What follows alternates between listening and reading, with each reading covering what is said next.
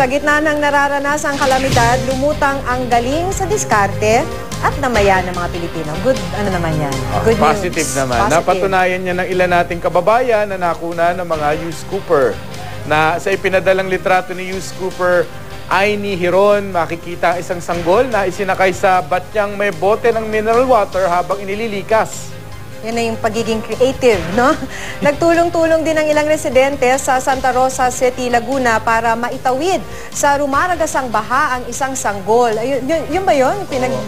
Oo, pinagpapasahan. Makikita po yan sa video ni Chodoro Batain Jr.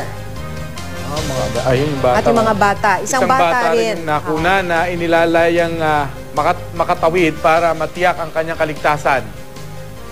Naman, tricycle. Uy, grabe. Gumamit naman ng ilang papunta ng Airport Road sa Pasay City. Ginamit nila yung tuktok ng pedicab para makatawid ng baha. Wala raw kasing bangka ayon kay Yus Cooper Christopher Molina. Sa mga nakakuha ng mga litrato o video kaugnay ng pananalasa ng habagat, maaari niyong ipadala mga ito sa amin. Mag-log on lang sa www.uscoop.tv.